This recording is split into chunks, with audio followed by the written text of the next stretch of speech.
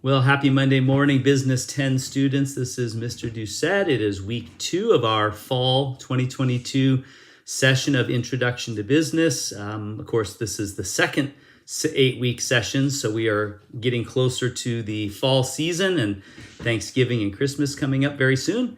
But this is week 2, and I'm going to go ahead and share my screen, and we'll get started on going over what assignments that you should be working on this week, and any explanation that's needed to go along with that. So here I am on our home page in Canvas.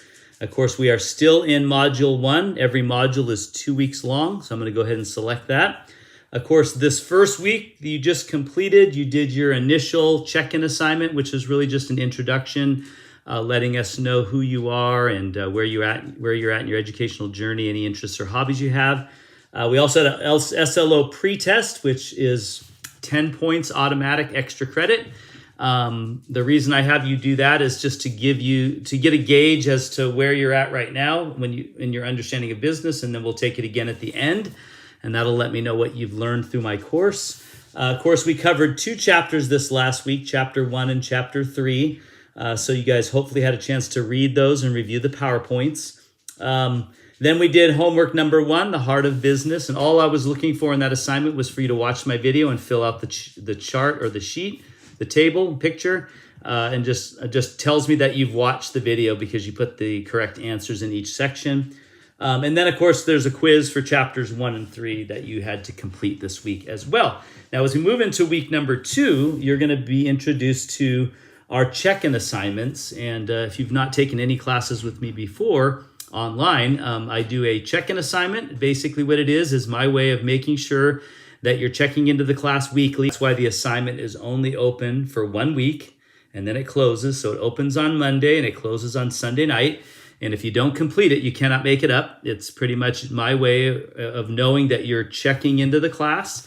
And what it is made up of is usually anywhere from 3 to 4 questions based on the chapters we're studying. So because we're covering 2 chapters per week, it's going to be 4 questions, 2 questions out of chapter 5 in this case, and 2 questions out of chapter 6.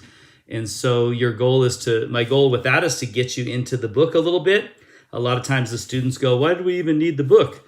Well, you need the book because there's a lot of great content in there that's going to prepare you for your quizzes and exams, but I want to make sure you're getting the material. And so one way that I can somewhat ensure that is to make you answer questions out of the book, or have you answer questions out of the book. I don't want to say make you, just have you answer. And that gives me and you both a chance to know that you're getting into the book. So check-in assignments accomplish the fact that you're checking in weekly and that you're utilizing your textbook. And those I don't take a lot of time grading. I'll just read them real quick and give you credit if you've completed it. I'm looking for a substantial answer, though. Don't just give me a couple of words or a sentence. Give me a couple of sentences each answer. Or else I'll not give you credit. If you just give me a sentence and that's it, then I'll probably not give you credit and I'll make you go back and redo it. So please make it at least a couple of sentences long, each answer, because there's usually a lot more to the answers than some students like to give. And then also you're going to be looking at chapters 5 and 6 this week. So again, the check-in assignment is going to be on that. There's a nice little video here just for your own interest. It's like 5 minutes long, but it's a story about an African-American boy. Actually, he's not African-American. He's African. He lives in Nigeria, I believe it is. And he had a problem with lions killing their livestock.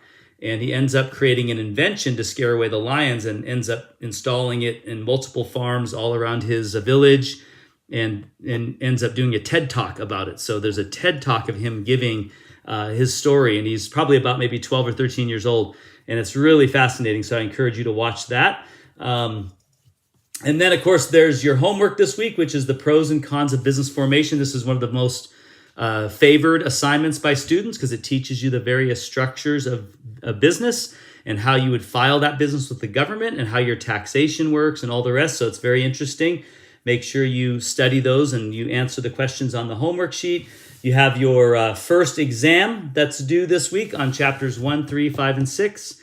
Again, you have no quiz, so you have an exam instead. Last week you had a quiz, so the questions from quiz 1 are in the exam, and then questions based on this 2 weeks chapters are in the exam. And there is an essay question in the exam, one long essay question where I'm asking you something that you've learned in the last 2 weeks. probably something relevant to your homework assignments. So if you skip the homework assignments, you're not going to do well on that. That's why I have you do the homework assignments. And then you have the completion of your first discussion post, which is where do good ideas come from? And it's an excellent article. Students rave about it every time that I share it or have it.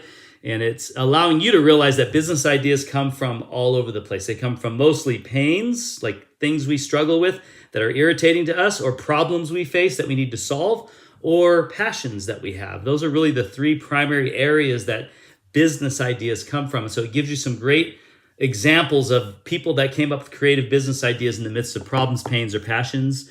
So I want you to read that and tell me what you liked about it. Give me an overview of it. Give me some critical analysis of it. And then very, very important, you also need to comment on 2 other students' posts in order to get full credit. So make sure you don't skip on that, because you're only getting a C, maybe even a D if you don't comment on other students' posts. So make sure you do that. You have until Sunday night of next week to get that done. So that's your assignments for this week coming up.